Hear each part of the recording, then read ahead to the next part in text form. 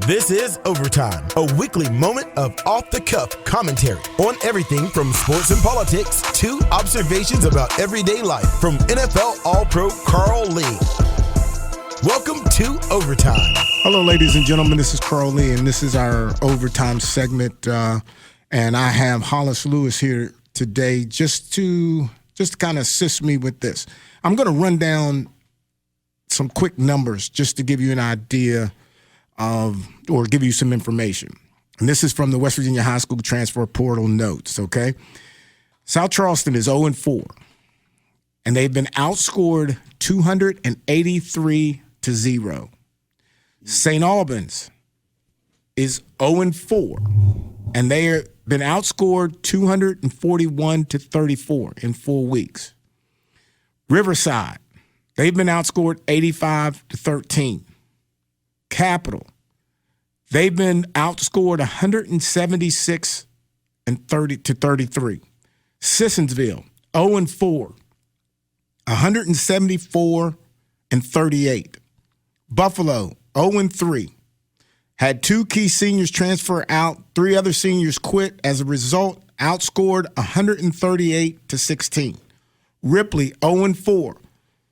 Multiple transfers out, outscored 160-13. Ravenswood. Jeez. Ravenswood lost a bunch of athletes, outscored 141-20. Jeez. Okay? Now, I don't care what you say, how you say it, that there has to be something wrong with this transfer. And those statistics came from Delegate Dana Farrell, yes, who represents Simpsonville area, who is out there fighting to change this crazy reality that we think is okay.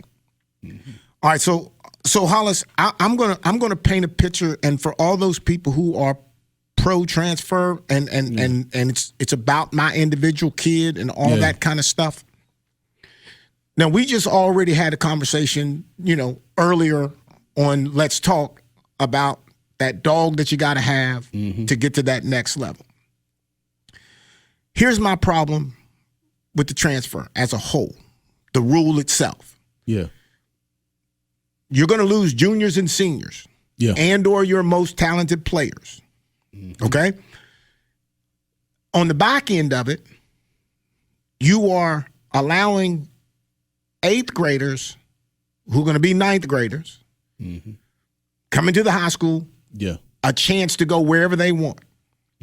Why are they going to any of those schools that I just read off the score and they're a football player? Why are they going to go to any of those schools? Yeah. They're not going to go. Why? Because they don't want to go through that. They may quit football. I'm saying to anybody who thinks that it's okay for this to happen in any form or fashion that strips players from the best players from a team, you jeopardize somebody else's child who's a 9th or 10th grader who's now forced to start. Yeah. You are not representing what sports is about. Never has sports been about an individual player. We all grew up. I'm way older than you, but I know enough that when you came through youth football, middle school football, high school football, college football, you were taught what? Teamwork. Team. Yeah.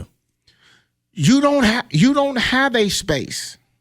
You're not a pro athlete whose contract. A pro athlete can't leave his team unless his contract is up. Yeah, or get traded. Or get traded or something like that. Compensate something. Yeah. But on the high school level, we think that's okay. But okay, so I'll play the devil advocate to that conversation, and then we'll see. Then we'll, I guess, talk about what we think is going to happen at the legislative level. So the devil advocate to your points would be that, number one, the coaching at those particular schools and schools like them, similarly situated schools, needs to improve. There needs to be program development. There needs to be more investment from the school and the community around to ensure that these things don't happen. And an additional point to that would be that attrition happens. That, you know, we seen like a squad like that was deep like Hurricane lose to a squad like GW who's not as deep. So just because you have those, but did take transfers. Okay. But just because you have the quote unquote good squad doesn't mean you're going to win every game. So again, and more to the point, it's just like a lot of people's argument is that the coaching and the programs and the investment needs to be better. You got to step your game up essentially. Okay, so let's take the let's start at the top of this. Okay, yeah. That's the coach. Okay, mm-hmm. So we judge the coach based on wins and losses. Essentially, yes. Yeah. Okay. So South Charleston High School and all these other teams that I read out mm-hmm. that have these lopsided scores, which has never been like this. That's never been like not this. To this degree. Nowhere close to this degree. Yeah, not to this degree. Okay. So are you going to try to blame a coach at any one of those schools for those losses? Okay, I'll say it like this. I had a situation where I was talking to somebody the other day, and they were talking about a college coach. I was talking about the coach at the coach prior to Dion coming at Colorado, mm-hmm. and what they said. It may not be him, but he coached at Colorado sometime. And what they said was that the mistake that he made once it's like at the collegiate level, once the transfer pool opened up, he didn't realize he had to recruit his own team. So what happened was a lot of those good players who were at Oregon, USC, Washington, who were up and down the West Coast in the Pac-12, they came from Colorado. So to that point, if you are now a high school football coach, the game changes. So you got to be at the middle school game. You got to be at the youth games. You have to recruit your hallways. You got to recruit your own team. We can say recruit, but I know what you're saying. Yeah. I know what you're saying. You got to recruit your hallways. You got to recruit your own team, and you got to recruit your community. And you got to build something that's enticing them that connects the community together. But okay, and I buy that. Yeah. But I'm going to say that 90%, maybe 95% of these schools have already done that. They have been doing that. So. Wait a minute. Been doing that over and over. We don't know. I can make the case. I did go to the middle school. I was there 1 year. I went to the middle school. Okay. I knew most of the kids that were in the youth teams, right? So, okay. I am the perfect example of a failure as a coach, right? But the argument for me isn't about the coach so much, because I don't think the coach can't, if you don't have the right kids in your program, you're not going to win. Now, and to Dion, love it. He excites me when he talks. Yeah. But he brought 80 kids in. His kids. Yeah. And people want to play for him. That's a rare situation. What's happening with Dion is a rare situation in college football. But I think it's the new norm. It may be the new norm. Yeah. It may be the new norm. But in high school, okay? In high school, you're not, if you're looking to go to Colorado, you can be found as a senior on that team that might be 5-5. I don't think so. Not. I'm saying, and I'll preface it with this. I'm saying, number one, it depends on the position that you play in, and number two, you may have a hard time getting looks when you're not competing against the high school at the next state or whatever. You're competing against a kid who's been in college for 3 years. No. Let's don't get it twisted. Because here's the thing: if you don't have the metrics, I ain't talking about the. I'm saying you got it. Assuming we got all that. Okay. Assuming you got all that. All right. Well, let me make it. It's hard to get on somebody's radar. Let me just say this. I got on the radar on Sunday, and winning 3 and 4 games a year. Yeah, but you don't play a position that's necessarily dependent on others. to the hold on. No. What I'm saying is this. If you're playing free safety at Marshall, and I'm playing corner now at Marshall. You playing corner? Yeah. Okay. Oh, no, safety. I'm sorry. You play safety. Yeah. So if you playing safety at Marshall and you don't got a strong defensive line and defensive linebackers, what do you have to do as a safety? I'm making tackles. And that improves your stock if you do it well. See, you know what's so good about you? Walk right into that. You walk right into If you do it well, it's he can tackle. Yeah, he can tackle. But you know what? I was recruited not for safety, but for a corner. Okay, but the luxury is that he ain't afraid to hit. He can cover and he can tackle. So they got to see you in totality where another safety they didn't just know. was out there covering. They could have found corners. They could have found other corners who were natural corners. But you fit the metrics of a corner. I fit the metrics. Okay. So you can do all that stuff. You fast, you a good athlete, you can tackle, you smart, you're a football player, and you fit the metrics. Let's try him here. Okay. I'm saying that benefited you too a little bit. No, but I'll give it to you. But no. Yeah. Okay. But going into Marshall, I knew what Marshall was. Yeah. Guys were quitting and leaving because Sonny Randall was the new coach and Bob Pruitt was on the staff. Jimmy Grove was on the staff. I mean, we had a great staff. But people were leaving because Sonny was hard. Yeah. I come in, I don't care. I'm staying. We're losing, but I'm staying. Okay? That dog you talk about, that thing. Okay? I get it. But the concern is okay, hold on. But what is the reason that you are leaving your team? What is the reason? Everybody got their own reasons. But give me some. If I'm born and raised in South Charleston, I've been all the way through South Charleston. And I'll give you this example, and just to go back, because you know what, I'll walk back what I said because you might be right. Even if you're on a bad team and you're a standout player, it's possible for you to get a good quality offer. Right? Absolutely. Okay, but here's the difference. I think if you're on a bad team, like for example, you're on a bad teams at Marshall, you're a 7th-round draft pick. If you're playing at USC, you might have been a 3rd-round draft pick. You might have been a 2nd-round draft pick. Same skill, same stats. Okay, but you see what I'm saying? Because you're gonna have a bigger profile, a bigger look. Absolutely get it. So that's what I'm saying. But here's what happened. What was left of my offers was all state schools. Yeah. Virginia Tech wanted me to walk on, so I couldn't, that wasn't happening. There was no money for that. Mm-hmm. So the top offer I had was local, was Marshall. Marshall was the only, whether it was Fairmont or Concord, I went visiting to those places. And you would think, well, why would he visit Concord? Why would he go to Fairmont? They were talking about offering me something. I had to go wherever I could get an offer because I didn't have that money. I didn't pick Marshall because Marshall was bigger. I picked Marshall because Sonny Randall came there. Yeah, you told the story. Yeah. He said, like, if you're good enough, I'll get you an opportunity. Yeah. My problem is we've lost team. We've lost the commitment of what it means to go through something that is difficult. Think about state. Think about the guys that you know, the guys that you talk to, hang out with, that now that went through state. We didn't blow no doors off of winning, but the connections that you had with the guys who stayed. Yeah, but I think to some degree that they're not necessarily.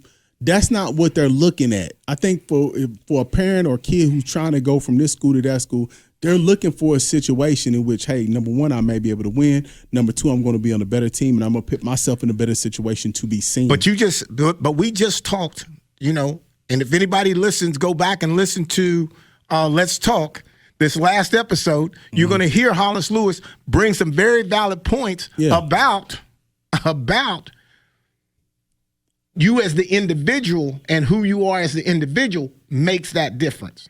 That's true, but I'm saying what I'm saying is that I think I'm not going to just. I think what we can't discount somebody who moves or transfers. I'm not trying to discount it. And I'm saying they're doing it for a specific reason in their mind, in their analysis. And I'll make the case. If you leave to try to win a state championship, okay, one, you got to make that team. No doubt. Okay. Two, you'll forget about it As soon as you get through with college, you ain't even gonna remember it.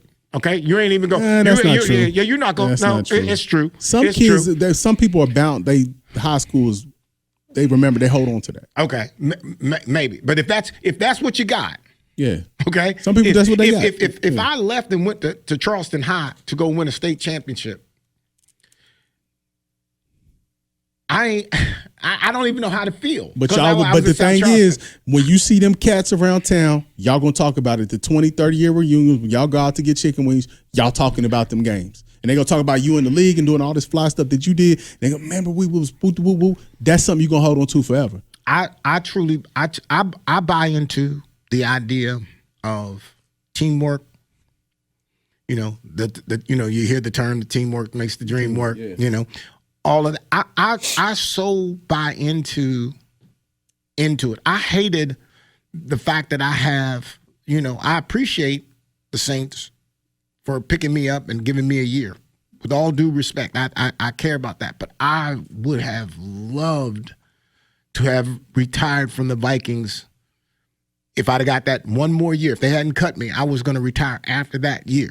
Yeah. Just because I wanted to be able to say I played my entire career with the Vikings. I mean, and that's admirable. But I couldn't imagine playing anywhere other than Marshall.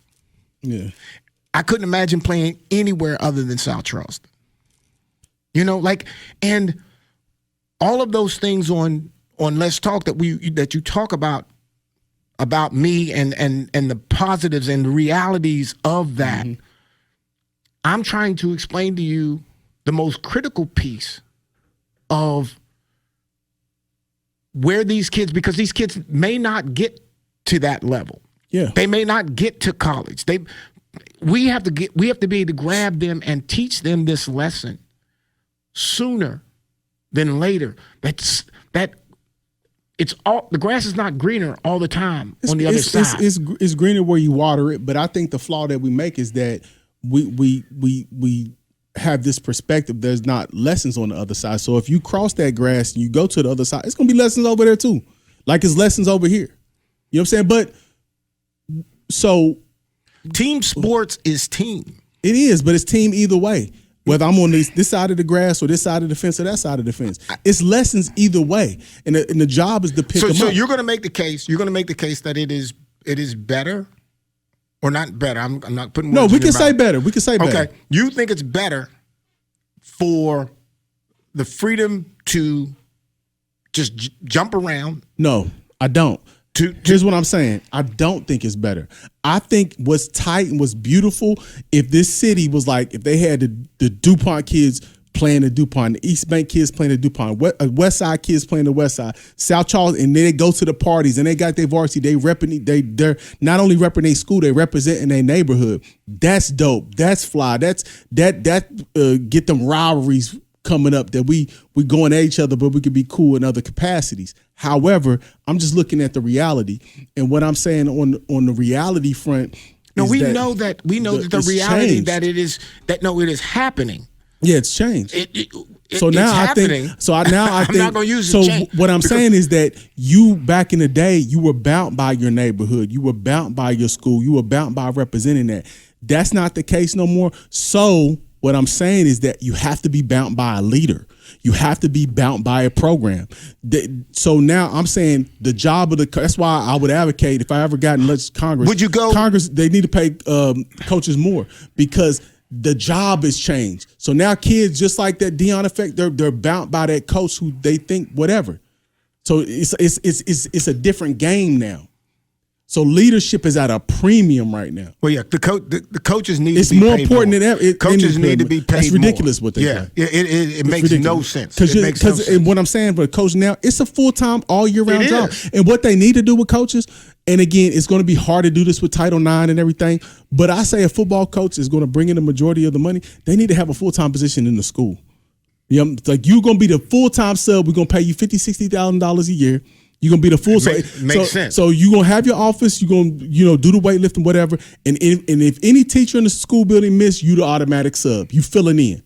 That's what the position of the head football coach at every school need to have. I don't think that should be his responsibility. I think his responsibility is his kids. If my kids are messing up in the classroom, I'm in the building. Come get me. Well, I'm just saying it's justified because you're already in the building. You know but however you want to phrase it. But yeah, because the football coach is going to spend as much, if not more, way more time in the building or on the field or traveling than any teacher. And any other coach, because, and again, any coach. It's a lot of coaches travel, but the football coach in them 5 games that he gonna have at home, or 6, or maybe a playoff game, they're gonna pay for all the other athletic programs. Yes.